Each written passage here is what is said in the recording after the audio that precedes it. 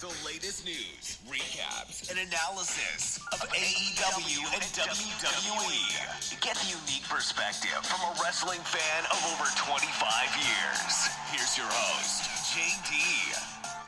What's going on, guys? This is Jaydee, and this is episode 101 of the WrestleBread podcast. I just celebrated 100 episodes this past Tuesday. If you haven't gotten a chance to check that out, it was on Mixlr. It was also live streamed live on YouTube. So if you get the chance, go and check it out on YouTube. I went over the Elimination Chamber. I also did a quick AMA, talked a little bit more of what's to come with the podcast.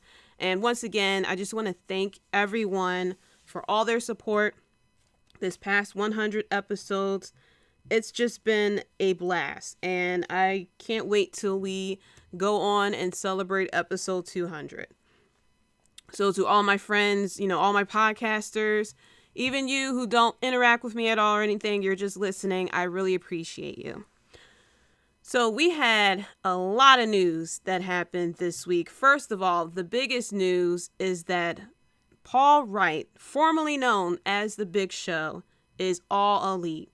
So this came to a surprise with a lot of people because I don't remember, hearing about his contract being up or anything like that. And come to find out, that news was pretty recent as well. And I thought he was on a Legends contract, sort of like he's tied to, WWE and only makes certain appearances. He's been with WWE for almost over 22 years. And so it's just a big shock that Paul Wright has went over to AEW. Come to find out, they couldn't come to terms with a new contract. And so he decided to join AEW. And I highly doubt that it was money. I didn't really get any news or anything as to why he didn't re-sign. I highly doubt it was money, like I said, because he does have a show on Netflix. And so I figured it was either because maybe creative freedom or the fact that he hasn't been used for a while. The last time we saw The Big Show, he was on Raw for Legends Night. He was also at The Undertaker's farewell segment as well. And I think the last time we saw him was maybe in an actual match was, I think, WrestleMania or something like that. So he really hasn't been used for the past year. And I'm happy for him. AEW has a lot more opportunity as far as creative freedom. My only issue is I don't know how they're going to book him. It's going to be pretty difficult to book him without us looking at him and seeing The Big Show. Because for the past 22 years, The Big Show has been pretty much almost the same gimmick. The only difference is when he turns face and heel. So it's not like, Chris Jericho, when Chris Jericho went through multiple different types of gimmicks, or even like Jon Moxley, who is the complete opposite of what he was in WWE. So I'm very interested on how AEW is going to book him.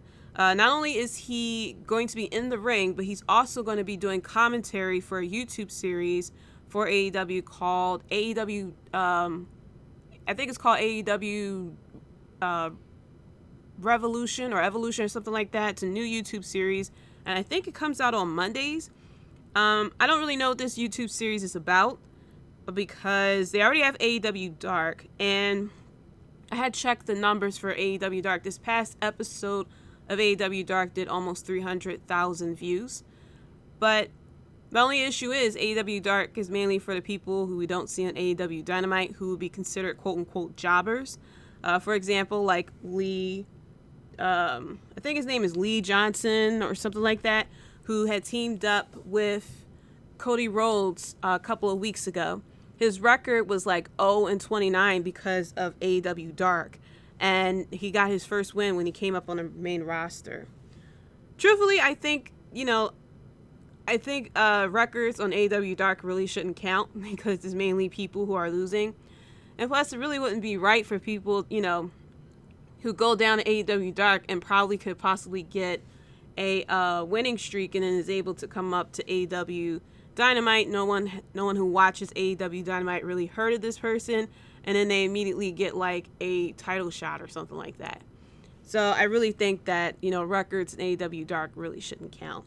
Because like I said, wins and losses actually count in AEW. So AEW really got to be careful with this win-loss records that they like to do. But like I said, I'm very interested to see how Paul Wright's going to be. Maybe he's going to be in the Inner Circle. Because he is, he teamed up with Chris Jericho, good friends with him. Chris Jericho also tweeted out, that Paul Wright is all elite as well. And my thing is, if he does join the Inner Circle, what happens to Hager?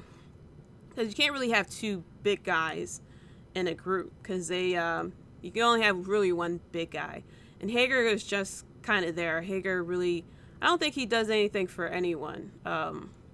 All the other members of the Inner Circle is like can be stars on their own, except for Hager. So I don't know what they're gonna do with him. The Angry Miz girl. A lot of people, when the Miz won his title, a lot of people have made references to the Angry Miz girl. Of course, we all remember the little girl who was so upset when the Miz won his title. I forgot when he won his title. I think it was at Monday Night Raw. But she actually, I think it was Bleacher Report who did an interview with her, and she is actually happy that the Miz actually won the title. She mentioned how the Miz worked very hard these past 10 or 11 years. I forgot how long it's been since he had the title. And that she's happy that he won the title. So to people who probably thought that she was upset, still, no, she actually isn't. Also, we learned the news today, the unfortunate death of Joseph Hudson, a.k.a. he is also known as the question mark in NWA. When I was watching NWA back when it was NWA Power, I do remember seeing the question mark, and he had passed away today due to an undisclosed medical issue. And I was trying to see how old he was, because he looked very young, but I couldn't find out how old he was. I couldn't figure out his age when I was trying to look around on the internet. He does have a young son that he leaves behind, which is very tragic. Definitely gives you thoughts of Brody Lee and his son as well. And it's just very unfortunate. Recently, he has been teaming up with formerly known as Damien Sandow. And he tweeted out that, he is very sad to have lost a friend and his tag team partner, someone he's been working with. And my thoughts and prayers definitely go out to Joseph Hudson. NWA definitely lost a really good wrestler. Also, news that also broke out, EC3 has signed with Ring of Honor, which is very interesting. I do remember him not re-signing with Impact, and so now he is with Ring of Honor. I don't know if AEW has a partnership or is working with Ring of Honor as of right now. I don't watch Ring of Honor, but of course, I know people who came from Ring of Honor, so I know that whatever EC3 does is just going to be magical. It's just still crazy. It just goes to show with WWE the amount of money that they tend to leave on the table with these wrestlers. They had EC3, and for some reason, they just thought it was a great idea to not even let him talk, something that he is very good at. And when he came up to the main roster, he was pretty much a mute. So, Vince tends to do some weird things. Speaking of Vince McMahon, Shayna Baszler was on the Oral Sessions podcast with Renee Paquette, formerly known as Renee Young. And she explained how she was having a difficult time trying to figure out what Vince McMahon wants to see from her in the ring. So she says, you come in with this image that Vince is this unhinged, crazy guy, but he's always so nice and critiques me really well. He never been the way you imagined. You build up this monster in your mind so much. When I first started wrestling on Raw, he gave me a talk that was like, look, you have something different to offer. You have a unique look. The thing you have to start learning now that you're on Raw is that your work rate is shown on pay-per-views. So don't get so hell-bent on weekly Raw TV, because that's where we built the story for the work rate that you can do on a pay-per-view. Then she says, I have this match and it looks like I'm going off the mat and beating somebody up. He loved it. The next week I did it again and he loved it. The next week I had a match with Natty. Natty is way more experienced at this, obviously.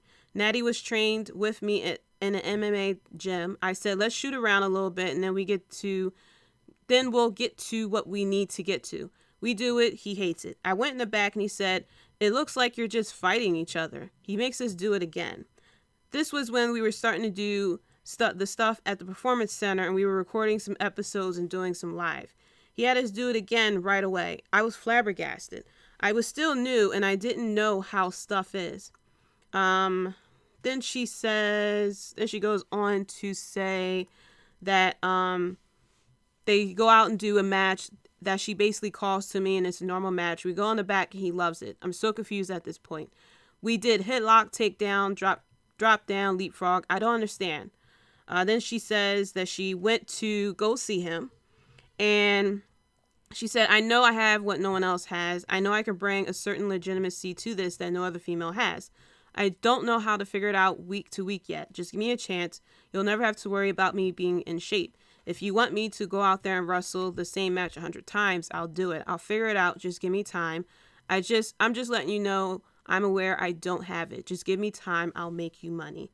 He goes to say, can't wait. And I think it was finally when I started working with Sasha and Bayley, where I think in the ring, I stopped trying so hard to impress Vince and just started feeling comfortable in my stuff. It was finally where it started to be like, that's it. And it's going in the back. And he said, you're getting it. So it has been this big learning curve. And we all seen that, ever since Shayna Baszler came up on the main roster, she hasn't been as dominant as she was in NXT. Especially when she started to go against Becky Lynch, she was, very dominant. And then it just immediately stopped. Especially when she was in that Elimination Chamber. After Becky Lynch revealed that she was pregnant, Shayna Baszler was pretty much nowhere to be seen until the whole situation with Nia Jax and this tag team titles. And now it just feels like she's kind of there. She is losing, matches to certain people, but she's just not as dominant as she used to be. Murphy is another person who seems like isn't really that happy. The last time we saw Murphy was in that weird romance that he was in with Aaliyah Mysterio, him being 31 and her being 19. And, I thought I have issues with Lacey and Ric Flair as well, but that's because she has the damn husband. I have an issue with this romance between Murphy and Aaliyah because, she's 19. Like, goodness gracious. So Murphy had tweeted out a couple of days ago. He said, 3 years ago today, I debuted on 205 Live. It sparked my passion for wrestling again after I lost it. What's going to be my 205 in 2021? And then he tweeted out, I think, was this during Elimination Chamber Day? I think it was. He tweeted this out February 21st. And he says, so hashtag WWE Chamber is full of former WWE champions. How about a chamber full of the future? And he tags himself, Ali, Aleister Black, Cedric Alexander, Kalisto, Apollo, Chad Gable, Ricochet, Humberto, Angel Garza, and Drew Gulak. And something I didn't even realize when Seth Rollins came back and he cut that promo in the ring and everyone was ringside, Murphy was there too. I didn't even catch that. But Murphy was there. He didn't even He should have been the one that would stay behind and kind of react like Cesaro did, but I guess it is what it is. But would you like to see an Elimination Chamber with those men in it? Let me know. Tweet at me at Jaydee Talks or tweet at the podcast at WrestleBread. Let me know if you would be interested in seeing a chamber match with, because obviously it can only be 6. So let's say with Murphy, Ali, Aleister Black, Gable, Ricochet, and Angel Garza. Would you like to see that Elimination Chamber match? That would be awesome. Especially if they have, they could do it for the Intercontinental title, or they can do it for the U.S. title. It doesn't have to be for one of the main titles, really. They can do the Elimination Chamber just offhand, really. And then something else too, but I didn't really get a chance to really look into it, is that the reason why, so apparently WWE has not been hasn't been increasing their subscribers for the WWE Network, which of course we all know WWE Network will be going over to NBC Peacock, and that's where we'll be able to see Fastlane, but we can still watch it on WWE Network. Once WrestleMania comes around, WrestleMania will be the first pay-per-view that can only be seen through NBC Peacock. And so WWE Chief Financial Officer Christina Salem, I found this on Cage Side Seats. She was asked by the Wall Street Journal about the reason behind WWE's network's lack of growth. And she said, "I will argue against the idea that the WWE network struggled to grow. From our perspective, we didn't actively and aggressively go after subscribers in the way that a large mass audience streaming platform would." You did. You would say they would sit there and say, "Oh, WWE Network is only $9.99. It's free for first time subscribers for 30 days," stuff like that. It's like, no, some people caught on and realized that after your 30 days are up, you can just sign up for another email address and get it there. Or you can also check out you could basically see the pay-per-view live the next day, because WWE likes to show what happened the day before, and you're asking us to pay $10. And on top of that, people, find streams, things like that, to not even pay $10. I actually paid $10, so, it is what it is. But I thought that's a pretty little excuse as to why they didn't get their growth. It's like, no, some people probably felt as though $10, probably paying $10 a month for WWE Network just to watch a half-ass pay-per-view every now and again. And then you want us to pay $10 for matches and moments that we can catch on YouTube. Now, I give them credit. They have a lot of great documentaries that we can see. But even still, to people, that's not worth $10. It really isn't. So going into what happened this week with NXT and AEW, both shows, NXT was a really good show. AEW was, it was here and there. There were some things that wasn't really that necessary, I should say. So going into NXT, we start off with Johnny Gargano versus Dexter Lumis. Dexter Lumis, I don't know what the hell he did to Austin Theory, but Austin Theory is like, he's not there. Maybe, because he got that like psychedelic music and the Titantron, maybe he had Austin Theory looking at that for a couple of hours, and then, suddenly he feels like he's back at Woodstock or something. But during the match, this was a good match, of course, between Johnny and Dexter. Candice LeRae got involved. She tried to do a hurricanrana on Dexter Lumis. He put her back on the apron, and then Johnny Gargano was able to catch Dexter Lumis with a baseball slide.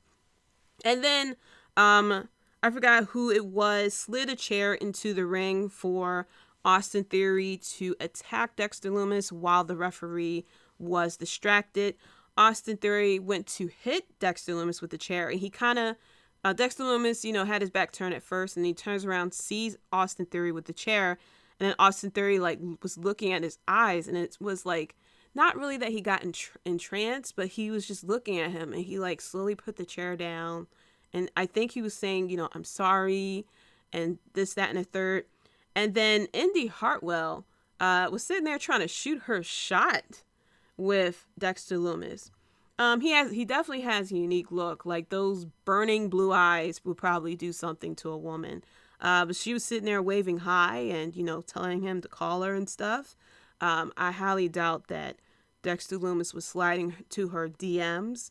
Probably not the way she would like, but he probably was just sit there and just take over her damn Twitter like he did with Austin Theory. But she was definitely trying to tell him to slide into them DMs. But after the match, Dexter Lumis was able to win the match, and then he was sitting there stroking Johnny Gargano's head afterwards, almost like a trying to put him to bed type of situation. If I was Johnny Gargano, I definitely would have felt violated because that shit was very weird. This leads to a segment backstage with Gargano. He was trying to figure out what the hell was going on with Austin Theory and Indy Hartwell. And you can clearly tell that Austin Theory was just something happened to him. We need to figure out what happened to our boy because he hasn't been right since. But yeah, Austin Theory was sitting there he the chair didn't, I don't know if he said the chair didn't deserve, he didn't really deserve it, it's not a big deal, Dexter Lumis, he's just misunderstood. And Johnny Gargano's misunderstood? He kidnapped you. It's just he kidnapped you. He committed a crime. He used a rag with chloroform, I think it was, on it and kidnapped you. The type of stuff you see on Investigation Discovery, okay? Sometimes when that happens to a person, they end up in a ditch or in the back of a car. You don't sit there and say that a kidnapper is misunderstood. And then Johnny Gargano looks at Indy Hartwell and he says, what happened with you? And Indy was like, I think he's kind of hot. And then Johnny Gargano covered up Candice LeRae's, I think it was her mouth. He was like, I know you didn't just say that. And he was like, you know what, you two just get away. And so they walk off. And like I said, Indy Hartwell is trying to shoot her shot. And, it is what it is. Okay? But I thought it was a good match between Dexter Lumis and Johnny Gargano. This, the gimmick with Dexter Lumis, it works. It works, but it, somewhat, it's, teetering the edge of not working. I don't know how this gimmick works with the right people. So, with Cameron Grimes, his creepiness and him, popping up places, that worked perfectly. With Johnny Gargano, it works. But if it just feels like if he goes against the wrong person, or if the chemistry isn't working out with it, the gimmick won't really work, if that makes sense. It works, but it's just it's one feud away from not working well. After that, we learned earlier that Zoey Stark is going to get a shot at a match against Io Shirai, because we've seen Zoey Stark have a couple of dominant matches, and then she gets to go against Io Shirai, non-title match. But if she beats Io Shirai, of course, she will go towards that route. And Zoey Stark, she's good in the ring. She's not let's go against Io Shirai type of quality. There is the GIF that WWE NXT had put out with her doing her finisher, and you can see she clearly misses her knee. with trying to connect with whoever she was going against.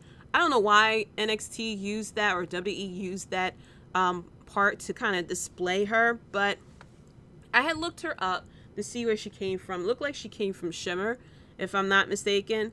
And then she came to NXT. She definitely has a great look. Like, her body type kind of reminds me of Charlotte Flair. She has it, but I don't think she's on the level to go against Io Shirai or to be up there just yet. Of course, Io Shirai and Zoey Stark, either way, Zoey Stark did put on a good match with Io Shirai. Io Shirai wins the match with her beautiful moonsault. And then out comes Toni Storm.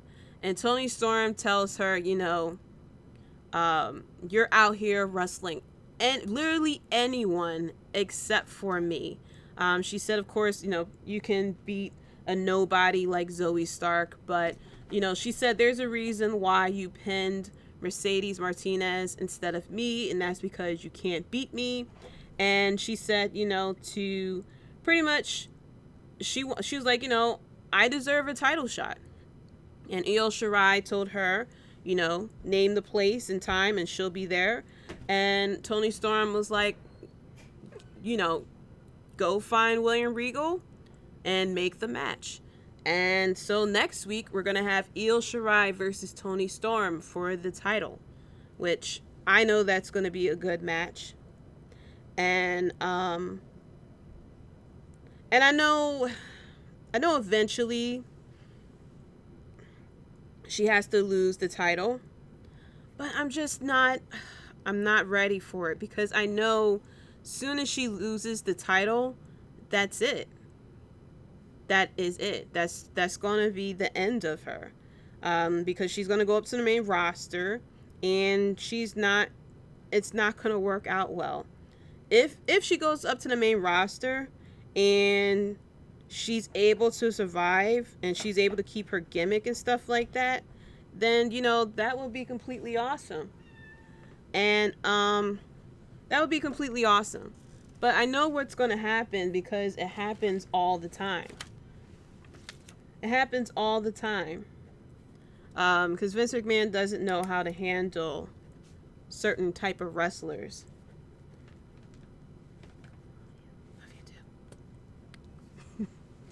Vince McMahon doesn't know how to handle certain type of wrestlers. If you heard me whisper, that I had to play mom for a moment. Vince doesn't know how to handle certain type of wrestlers, and it's just frustrating because Io Shirai is so good at what she does, and I just know that Vince McMahon is not going to know how to handle her, which is a shame. So after that, they went into, and I might be skipping around a little bit here. We had a vignette with Raquel Gonzalez, Dakota Kai, and with Nia Jax and Shayna Baszler, which was pretty good. I wish that, I don't know, I wish they could do like maybe a sit-down interview or something like that, because the interaction with Nia Jax and Raquel Gonzalez was really good. But of course, this is leading up to their match next week. Yes, next week for the NXT tag team title. For the women's tag team titles, which I highly doubt Raquel Gonzalez and Dakota Kai is going to win, because the tag team titles are on the main roster. Even though it would make sense for those tag team titles to be in NXT, because even though the women work very hard, mainly Sasha Banks and Bayley, to get the tag team titles, it's not being used properly on the main roster. So after that, we had a pretty much a promo segment of LA Knight, aka formerly known as Eli Drake. I like Eli Drake more than LA Knight. I have said it before how I feel about the name LA Knight. It feels like an 80s detective TV show, LA Knight. That's what I immediately think of, is an 80s detective show, TV show. and it's going to take a lot for me to not only get used to LA Knight, but to actually like the name. And Eli Drake is so good at talking. He really is. He cut a promo about how, when is he going to debut? And he said, I might debut next week. I might debut next month. It could be 3 months from now, but who cares? Because, whenever he debuts, everyone is going to take notice. And he said that is a fact of life. I like that line. And so people are just going to have to wait for him to debut. We also got word as well that the recruits, apparently this is the largest class that they recruited, has arrived to the Performance Center. And this includes Taya Valkyrie and mini Brock Lesnar. I think his name is Parker. I forgot his last name, but I think his first name is Parker. And there's been photos all over the internet of him flexing just like Brock Lesnar. And even Paul Heyman tweeted about him too, that he's, going to be pretty big, and it's not a prediction, that it's a spoiler. Let's see. Next up, there was Cameron Grimes. Cameron Grimes just has so much damn money. He doesn't know what to do with it. And apparently he must have been on the WWE Network and saw the Ted DiBiase segment. I forgot where this segment occurred. I would like to say it was during a pay-per-view event. And so what Cameron Grimes did, he's going around to people, challenging them to dribble a ball 10 times for $1,000. And he came up to 3 people. He was going to challenge the guy, but he said no. And then he challenged this woman. And he challenged her to dribble the ball 10 times for $1,000. And she was like the Ted DiBiase segment. And he said, do you want to do it or not? I'm about to ask her. So she goes to do it. He turns his back. She stands up. She's like 6-something. Definitely standing over him. So obviously she has that stereotype that she could play basketball because she's so tall. Of course, he goes say, all right, well, you still got to dribble. And he said, I challenge you to dribble the ball 10 times.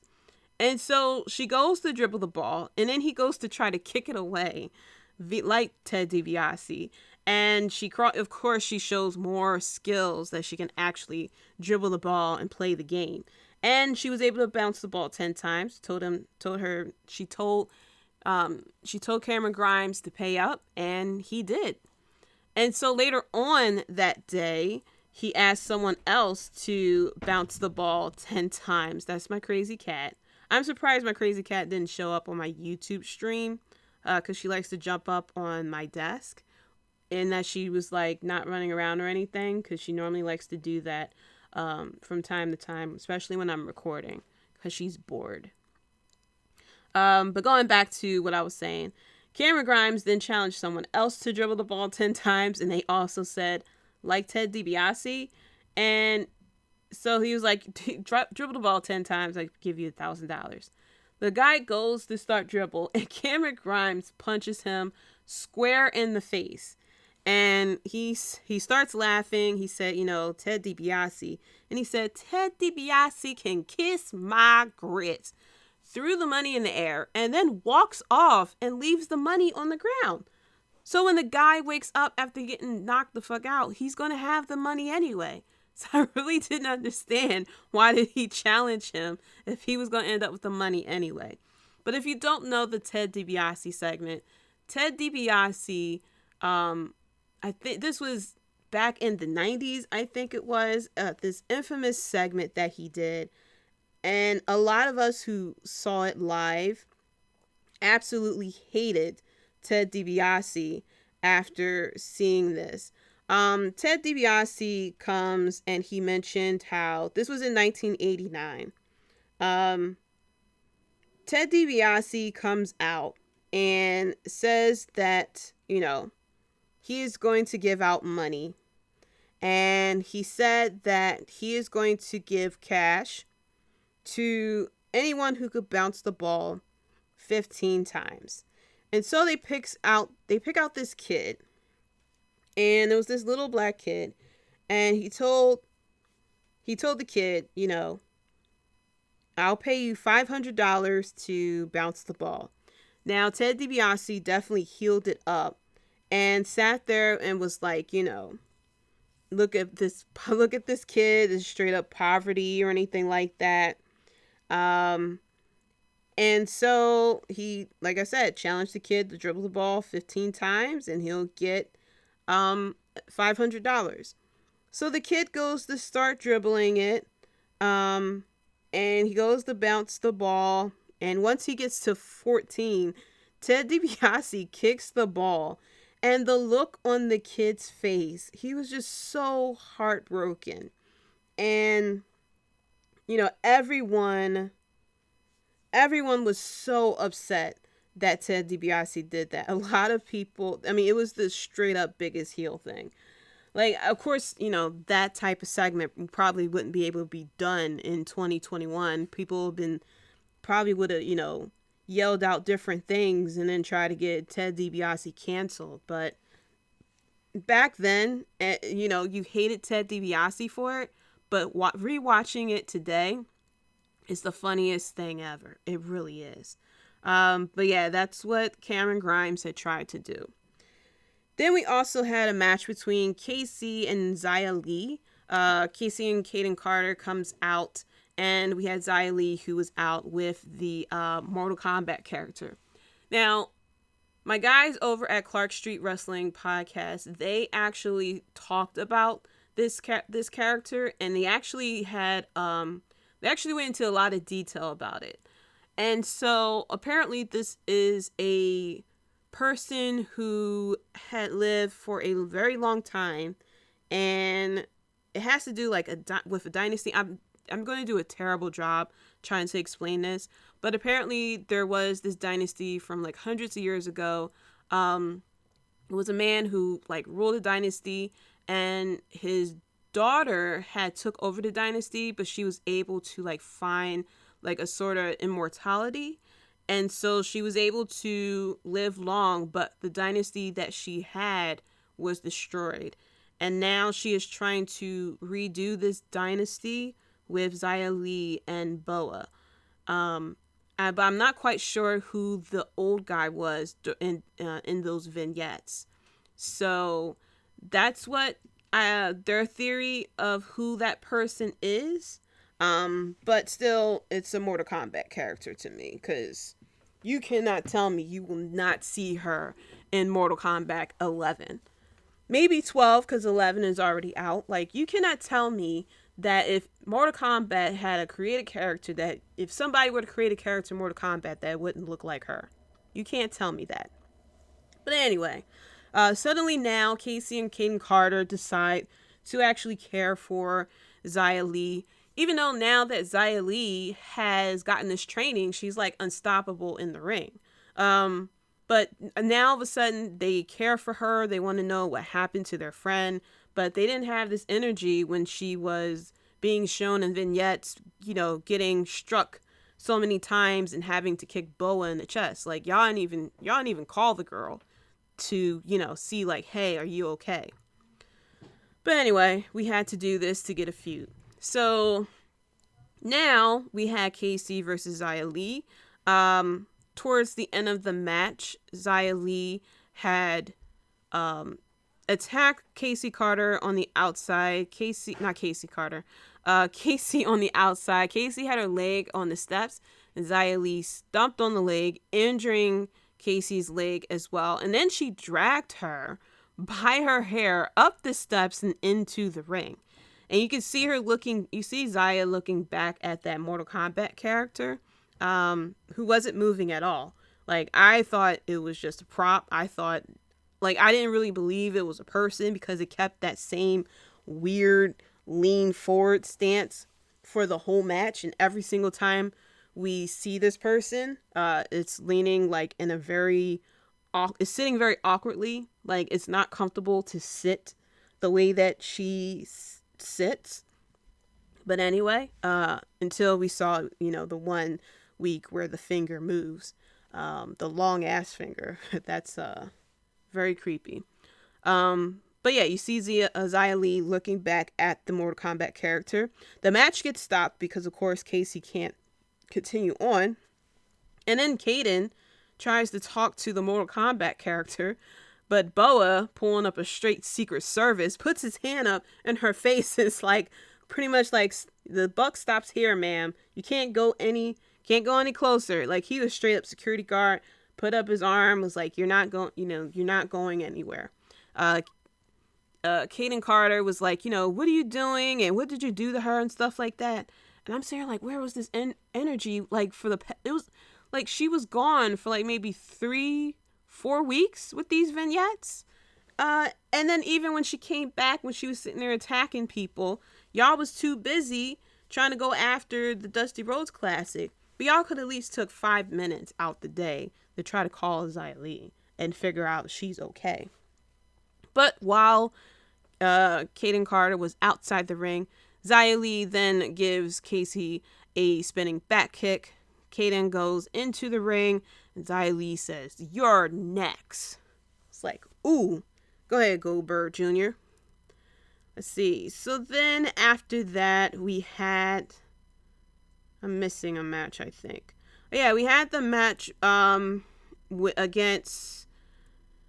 There was a vignette, I forgot. A vignette of MSK, which I still don't know what it stands for, but I see they had a shirt that said misunderstood, so I don't know if they're misunderstood street kids or something. I don't know. The day that we find out what MSK stands for, I bet you no one's not going to like it. So we had the Grizzly Young Veterans versus Killian Dain and Drake Maverick. Drake Maverick is a likable character, but the fact that he cried and was able to get his job back where other people had cried and tweeted out and didn't get their job back, like, I'm slightly disturbed about that, because if it was like a mass layoff at a job that I was at and I was good at my job, but then someone was able to cry on social media and get enough attention, and then they decided to bring that person back. And it's like, well, I took the layoff with my head held high and was like happy that I was able to work with the company. And it's like, had I cried, I would have gotten my job back. I mean, there was a number of people who got let go along with Drake Maverick, and they was like, they held their head up high, and it was like, because there's other options out there. There's AEW, there's New Japan, Ring of Honor, NWA. There's a lot of places that you can land. There's different opportunities. You can open up your own wrestling school. Like WWE, you get paid a lot with WWE. It's a lot of exposure. But WWE isn't the end all be all. Like, if you leave WWE, it's not the end of the world. I mean, look at Jon Moxley, for crying out loud. So with him crying and to get his job back, like, I feel bad for all the other people who was let go and they didn't get called back because they reacted to it a lot different than other people did. But anyway, so we get back to this match. Killian Dain showing his strength. He was able to slam both members of the Grizzly Young Veterans, but the Veterans was able to capitalize by working on Drake Maverick. They were able to get Killian Dain on the outside. They did their finisher on Drake Maverick, and then they pinned Drake Maverick 1, 2, 3. Killian Dain was able to get into the ring, but it was too late. And Drake Maverick was selling his injury from the finisher. He carries Drake Maverick into the back, and I felt like they're going to eventually break them up, because obviously Killian Dain is the more of the powerhouse of the tag team. And so Drake Maverick was being carried to the trainer, and they run into one of the members of Imperium, who then sit there and say, "You used to be a monster." And then you see Killian Dain, I think he pretty much dropped Drake Maverick into a chair, but you see the words kind of hit him a little bit, yeah, I used to be a monster, and then I got stuck with Drake Maverick. So it looks like we're seeing the cracks in the tag team of Killian and Drake. So more likely they'll break up, and then we'll see where things go from there. So then we had the match of Santos Escobar and Karrion Kross. William Regal was looking for Escobar because Escobar has definitely been dodging Killer Kross. Not Killer Kross. Oh my gosh. Karrion Kross. And I wouldn't blame him. If I had to go against Karrion Kross, I would be hiding too. I don't want to face him. He done took out, first of all, he done took out everyone. And then from what we have seen, people that he had faced ended up going to the main roster or just pretty much disappearing because, you know, he like beats the shit out of them. But eventually Santos Escobar and the other members of Legado del Fantasma shows up. And then Karrion Kross, you see his entrance starts with Scarlett, but Karrion Kross actually went out there to them. He starts attacking the members of Legado. There was a semi-truck that was there. Karrion was able to take out Mendoza and Wild and was able to get Escobar by himself. Escobar slams a semi-truck door of its trailer onto Karrion Kross, re-injuring that shoulder that Karrion Kross, on the arm that Karrion Kross was out on. Then, Santos Escobar was able to get some offense in, of course, with Mendoza and Wild jumping in as well. But then Karrion Kross was able to, attack them and get them away. Santos got inside the truck, the semi-truck, and was able to lock the door. And Karrion breaks the mirror off the truck, and then he sees I think it was a pickaxe, and he started attacking the door. I'm surprised he didn't hit the window with it, but I guess he didn't want any glass to hit him. Santos then runs out on the other side. Then the other members of Legado del Fantasma was able to start attacking Karrion Kross, and they were able to get inside the Capitol Wrestling Center. When then Karrion started to fight off Mendoza and Wild as Santos starts to celebrate. And then the mayhem starts there. Karrion Kross threw the members of Legado del Fantasma through the plexiglass. I know one got powerbombed through it. Another one then got slammed up to it. Then he put one through the table. It was just all over the place. This was a really good match. First off, Karrion Kross, of course, wins the match. But this also shows how good Santos Escobar is. Definitely has such a great future. And I want to compare him, but like I said before, I love the fact that he isn't as fearful. He doesn't show those fearful tactics like a lot of different heels are. Like, he uses the members of his group because why not? Like, if I have two best friends, two people who I'm cool with, and we ride, we cool and we in a group, if someone goes to attack me, like, yeah, help me out. Especially if it's Karrion Kross. Like, let's jump his ass. But I like the fact that when Karrion Kross came out to challenge Santos Escobar, the Mendoza and Wild attacked Karrion Kross, but Santos didn't leave out the ring when Karrion Kross went in. So I really love the fact that he did that as well.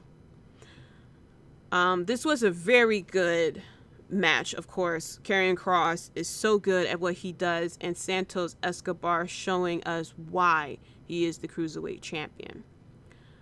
And then we end with Adam Cole. Adam Cole was coming out, and he was pulling out them Justin Biebers. He was coming out to say sorry. I was going to sing a little bit, but it's late at night, so I don't know how this voice is going to go. But he was coming out to say sorry. And he was saying sorry to Kyle O'Reilly, and he was like, I'm sorry, and I'm sorry, and I'm sorry, and I'm sorry. And then Finn Balor comes out and pretty much was pretty much wanted to get some type of revenge for getting kicked in the face the way that he did. And then, no, sorry, I'm jumping ahead. Roderick Strong comes out and goes like, really, Adam, you're going to sit there and do all this? Like, you took out Kyle O'Reilly, and, you know that this isn't us. We're the Undisputed Era. We belong together. And then Adam Cole goes and puts on the Oscar-winning performance of, looking like he's about to cry, telling Roderick that he's so sorry. Finn Balor comes out and then, of course, gets laid out. Roderick Strong, I didn't get a chance to rewatch it, but it looked like he just straight out attacked Adam Cole. Like, I thought at first he was going after Finn Balor, but then mistakenly hit Adam Cole. But no, he like clotheslined Adam Cole. And then he was like, this isn't you. This, we're brothers. And so that's when Adam Cole puts on the Oscar-winning performance. Sat there and was like, I'm so sorry. And, this isn't, I'm so sorry. I just don't know what to do. He mentioned that the reason why he attacked Kyle O'Reilly because he couldn't understand how Kyle was able to get a title shot, and he's pretty much the rightful champion. And it felt like jealousy, but he had his reasons as to why he did it.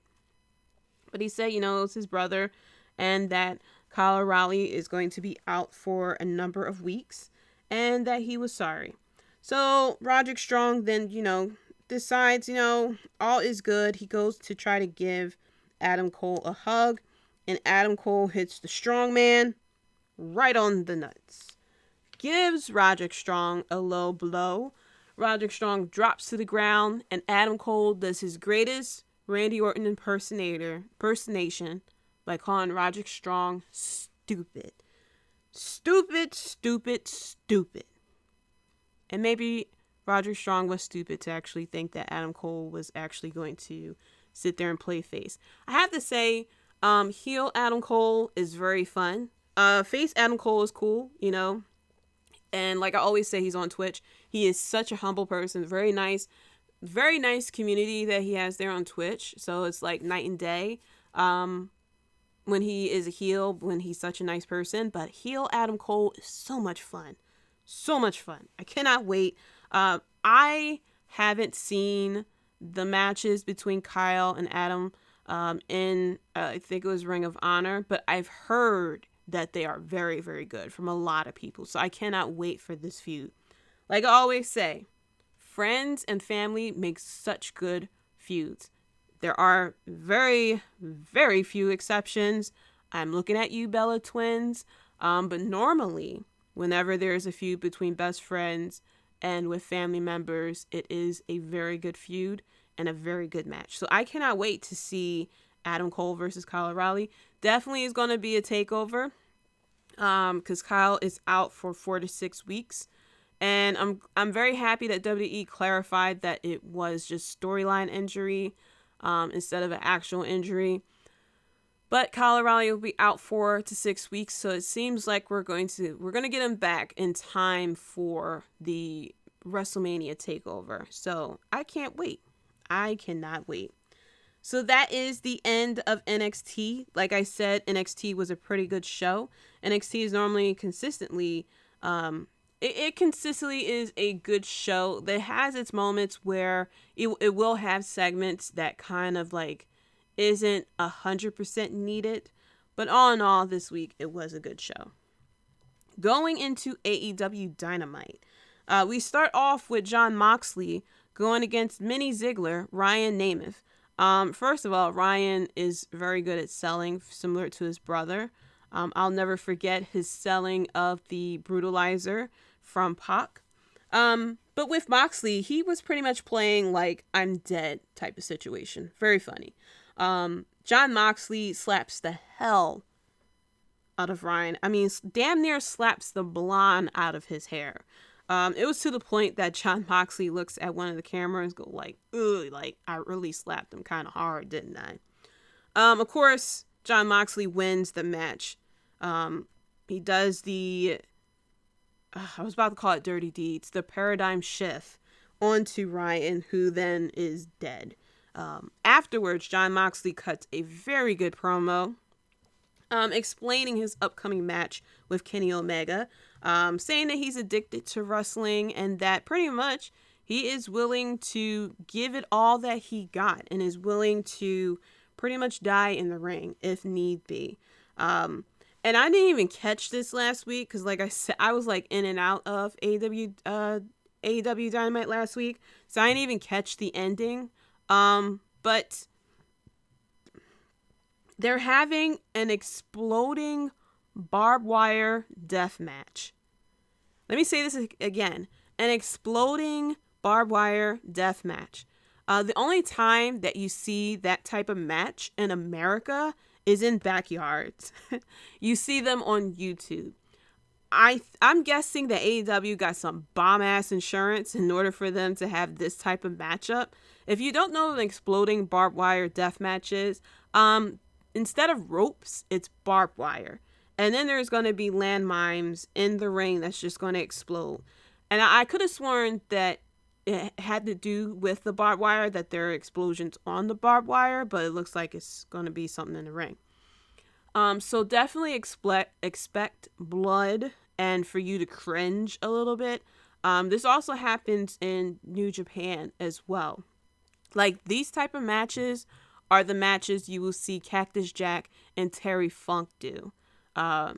If you never seen their type of matches, definitely look it up. Their matches were just like insane. But the fact that we're getting this match in a few weeks between Kenny Omega and Jon Moxley, it's crazy to me. Like I said, I'm assuming that there is some bomb insurance in AEW for them to allow this match to go on. Because you got your two top guys in this match. This match can injure someone, definitely take someone off the shelf for a couple of weeks, and it could possibly end someone's career if things do not go correctly. So, I mean, it's an exciting match to watch. Kenny Omega and Jon Moxley are willing to do it, and I am not their parent, I am not their wife, I am not their friend, okay? They don't even know who the hell I am. So you go ahead and do that. If that is your cup of tea, go ahead and drink it. All right. I'll sit here and watch it.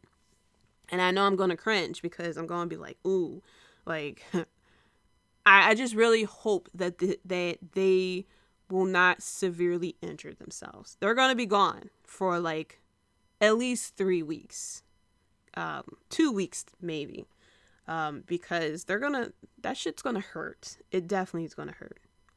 After that, we had Team Taz versus the Varsity Blondes. I don't even remember the match like that, because of course Team Taz won. We had Taz on commentary. They won, and then there was a vignette that pops up. We all remember that last time we seen Darby Allin, he was being dragged out of the parking lot by Team Taz. So then we see another vignette. We see a car, driving with a body bag being dragged. Lovely music, first of all. And then we see the gloves of the person who's driving. Of course, it is Sting. We see that he stops. He unzips the body bag. And then out pops Darby Allin, looking mighty swiftly, nice and clean cut for him to be dragged around like that. He had the title in his bag, which I thought was weird because I would think that Team Taz would have had the heel thoughts in them to take the title instead of putting it in the bag with him. I didn't get that part, but anyway, Darby Allin, takes the title out. He puts it on his shoulder, and you see him smile. Nice smile. We don't really see him smile that often, but he smiles over at Sting, who is off camera.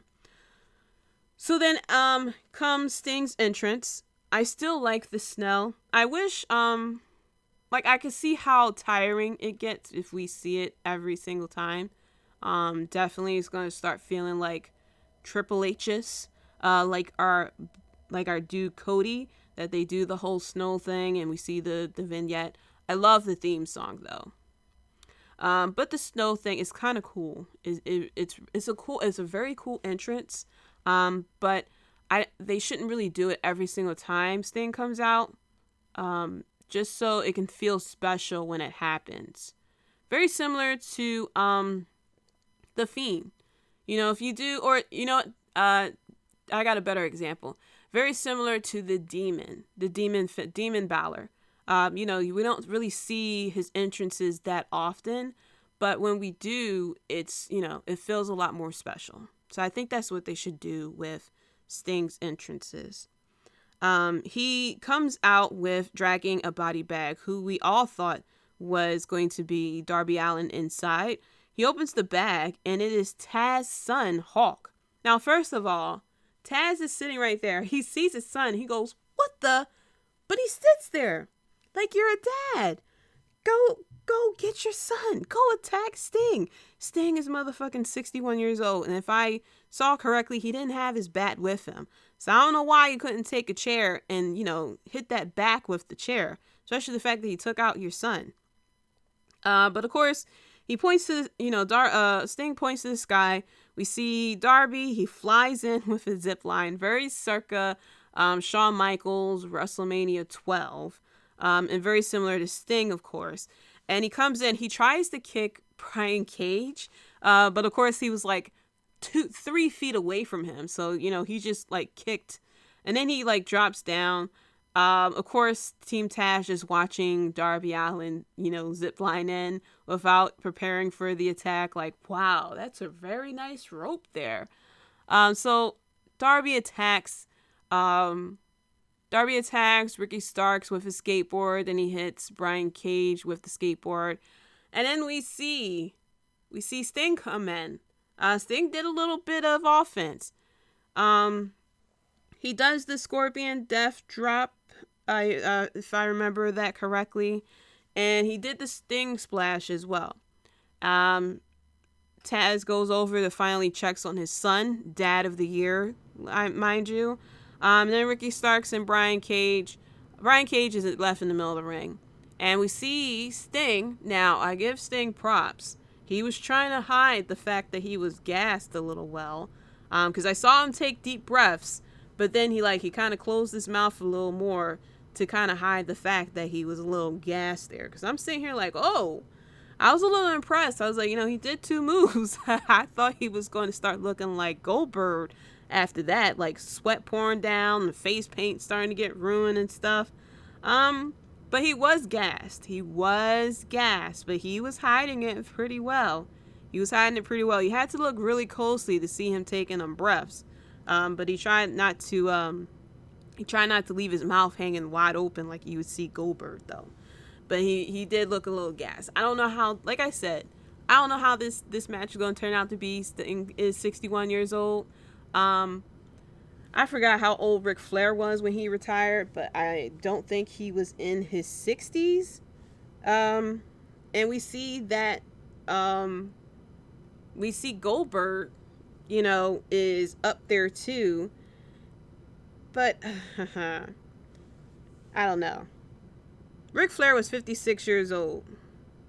No, he was 59 years old when he wrestled his last match. So he was pretty close to Sting. But you keep yourself in good shape, the sky's the limit. There's a big difference from wrestling a match with 3 people who are half your age. So I don't know. I'm going to hold out hope, maybe between now and Revolution, Sting will be able to get a little bit more cardio in, but I don't know, man. He's going to be sitting out there on the ringside for quite a while before that hot tag. And then we saw an interview with Miro, Kip Sabian, and Penelope Ford. I was cracking up because Miro kept calling Chuck Charles the Butler. And he was sitting there like I see the sparks of the old, Rusev, the things that we love about Rusev. But he was like, Charles, this is stupid. Come back to me. You're not a child. And he was like, then they were being interviewed by Tony, and Tony gets this note that says, will you wrestle us at Revolution? Circle yes, no, or maybe. And Miro looked at the note. He was like, Charles, this is stupid. You're not a kid. You're a man.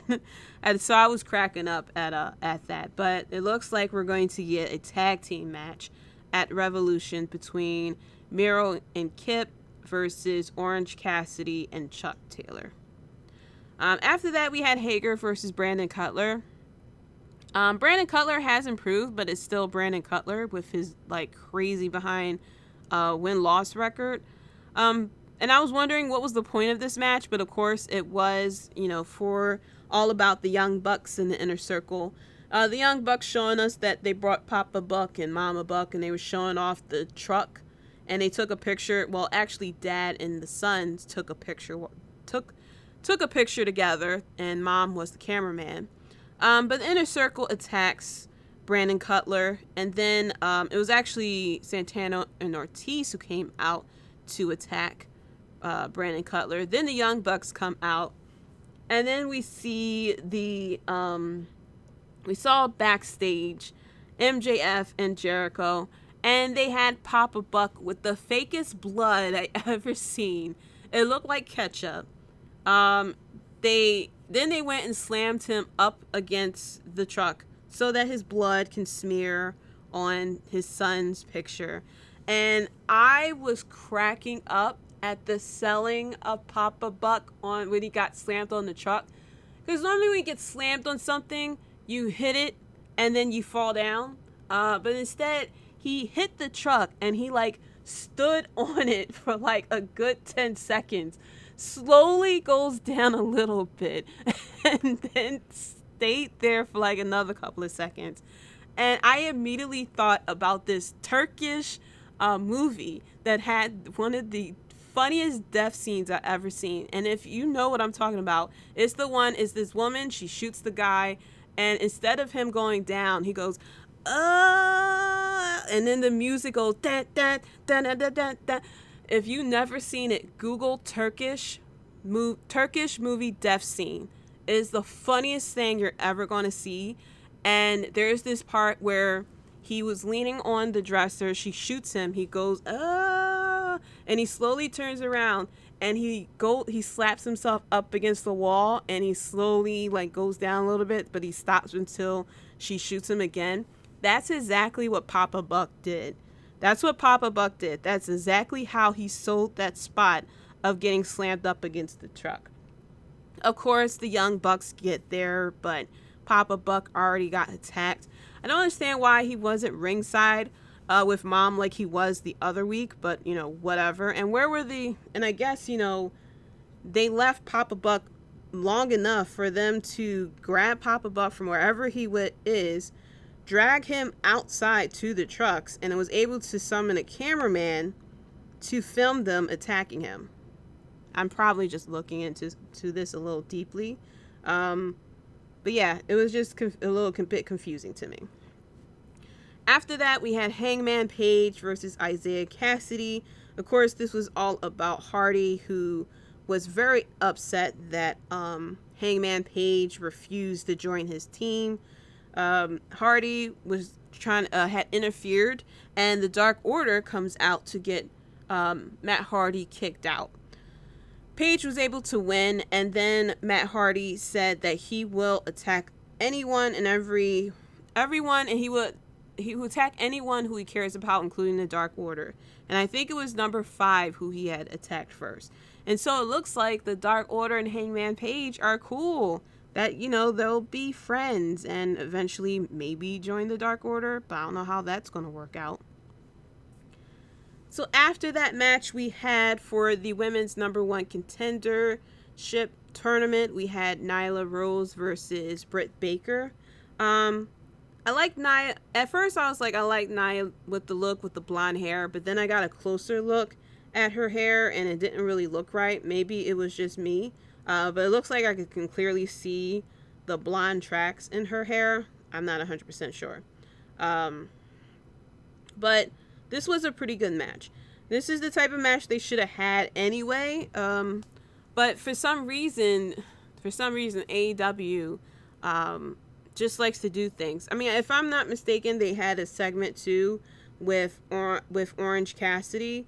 Like, they had a segment with him in that could have definitely been taken out. But the fact that they're, it was a good women's match. Like, I feel like they have the talent. They have the talent for the women. It's just a matter of growing them. Like I always say, and I use this as a perfect excuse. When Trish Stratus started wrestling, she wasn't good at all. Check out her first match. She was trash. She was in a tag team match. She wasn't good at all.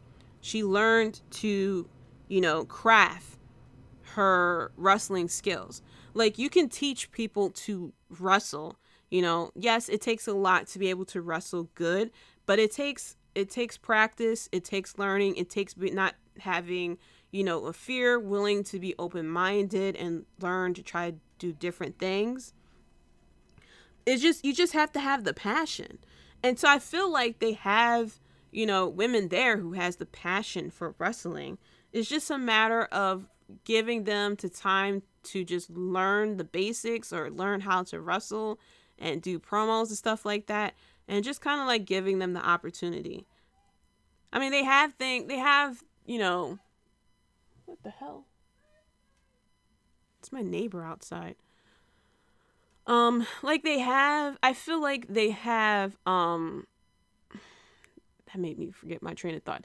I feel like they have it. They have the talent there, but it's just like taking advantage of the opportunity. Like the fact that they have Thunder Rosa on the roster definitely helps them out a lot. But they definitely need to take care of their own champion. I mean, they have this tournament for a number one contender, but she hasn't defended the title. I don't remember the last time she defended the title. But with this match, Reba tried to interfere, but Nyla Rose was able to get the pin, which I was a little surprised about. I thought it would be Britt Baker, but we'll see how this goes. And the ones who I had favored on the Japan side was also eliminated too. So I'm just a little shocked about it all. Then we come to the main event, which is the Face of the Revolution ladder match qualifier. This was Rey Fenix versus Lance Archer. Rey Fenix, of course, being, that he's not human, like I always say. But this was a good match against these two guys. We had Lance Archer, who is the powerhouse, but he could also do some high-flying moves as well, going against Rey Fenix, who's very fast, very quick, high flyer as well. I was hoping that Rey Fenix would win this match, but of course, Lance Archer had won the match. But this was a pretty good match. This was a very good main event. This was a good match to end the show with, especially the fact that it's not with the anyone from the Elite. It's not John Moxley or anything like that. There's just two wrestlers who have their chance to shine. And I feel like even with the signing of Paul Wright, my biggest fear with AEW is I don't want them to turn into WCW 2.0 or become Cody and Friends. AEW has the chance to grow their own talent that we haven't seen before. One of the biggest things that I have been told about the great thing about WCW was its Cruiserweight division. Everybody talks about Rey Mysterio versus Eddie Guerrero as one of the greatest matches in WCW. AEW has to take advantage of the fact that they have talent that we never heard before. And while, it's really good, with Kenny Omega, and we have John Moxley, and we have Cody Rhodes, and the Young Bucks, and stuff like that, that's good and all for as far as, like, the star power to kind of get people in. But after a while, it can, if you get all this talent that's coming over from WWE, after a while, it could feel like you're watching WWE. Now, like I said, John Moxley is a big exception because he is like night and day from what he was in WWE and what he is now. But people like when they brought over Zack Ryder, I forgot his name in AEW, he's pretty much the same character. Same look, same gear.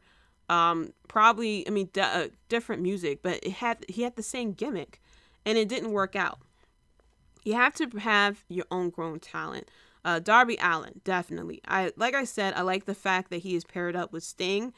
Sting is using his star power to bring people in and say, yo, who's the guy with the half the face paint? He's really cool. He's really cool looking. He got a skateboard too. Oh, that's great.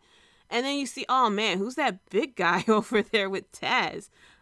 He's girthy just the way that Vince McMahon likes them. But my point is that let's not rely on the elite and former WWE superstars. While, yeah, like I said, I was completely fine with Chris Jericho going over to AEW and kind of being the face of AEW. And that's because they were just starting out. No one knew who AEW really was or what to expect. And so it was a good decision by them to put their trust on Chris Jericho to, kind of help them out, bring in the star power. But now it's like, you gotta introduce us to people as well.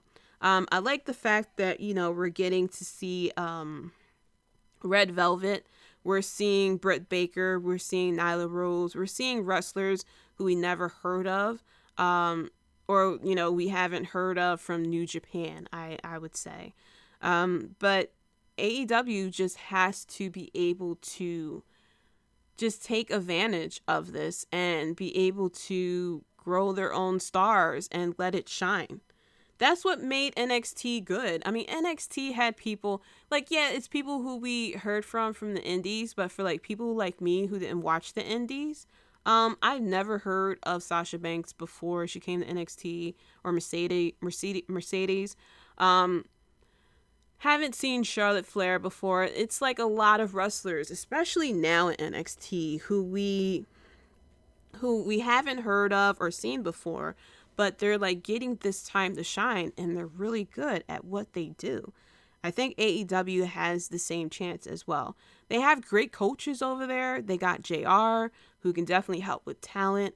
They got Tony Schiavone. They got Cody Rhodes. They have a lot of people who can definitely help out the people who aren't used to being on TV, for example, or is having problems with their gimmick, or maybe isn't able to really cut a promo, that well. I feel as though AEW can definitely have that kind of family, environment where everyone is helping out everyone, especially the fact that it feels like there's a lot of creative freedom over there as well.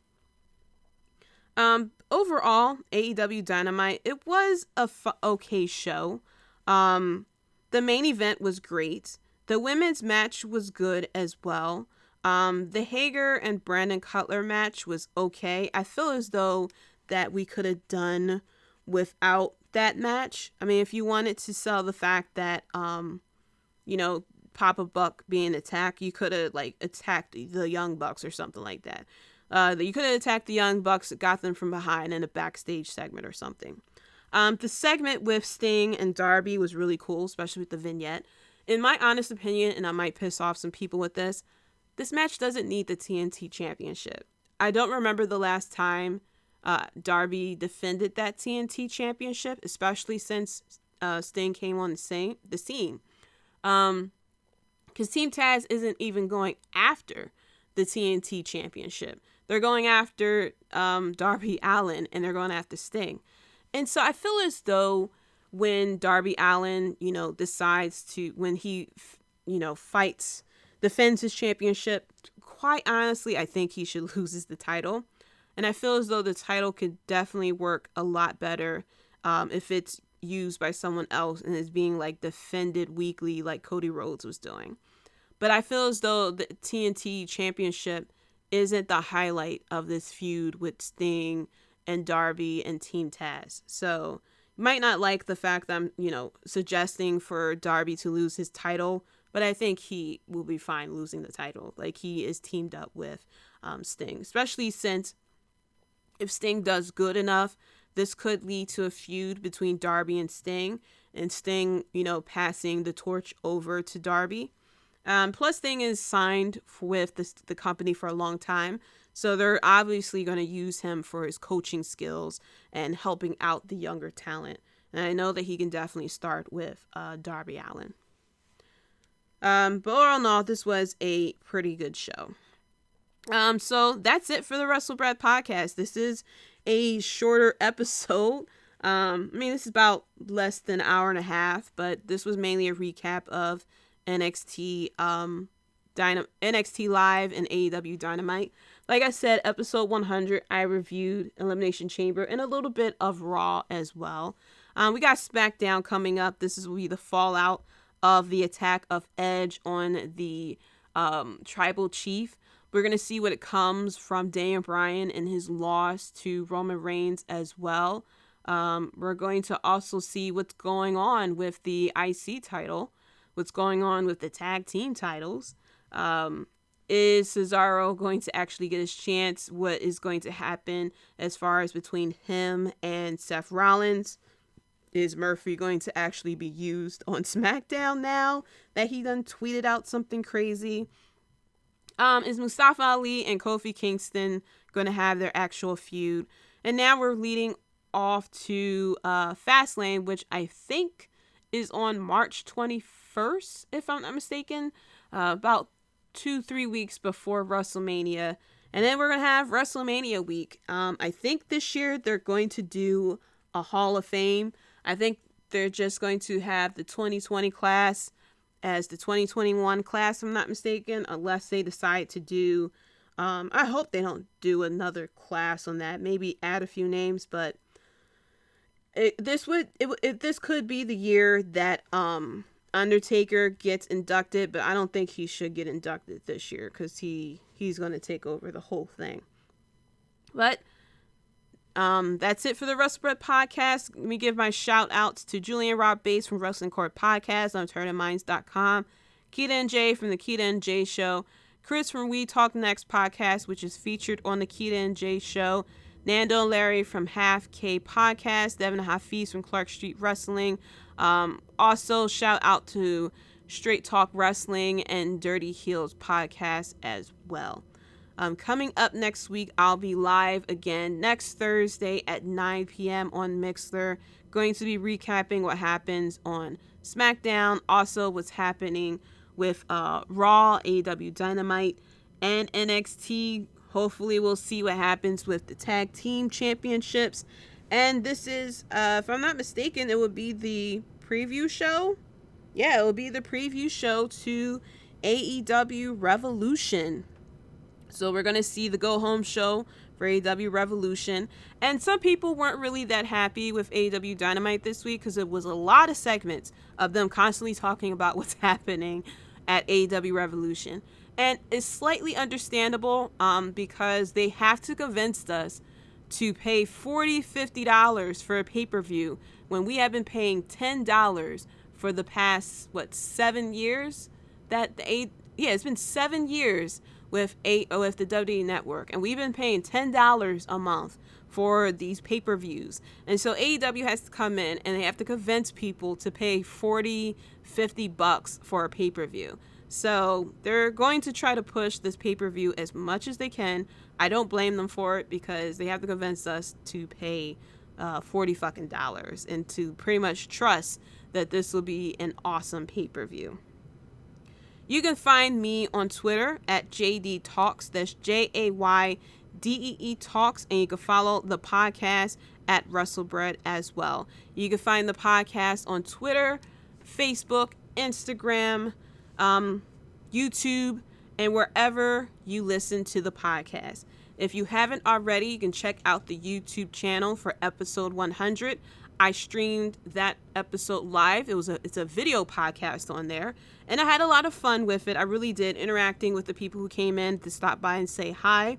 I'm looking forward to doing a video podcast again, so I might do YouTube video from here and there, probably about predictions or maybe live reactions from time to time.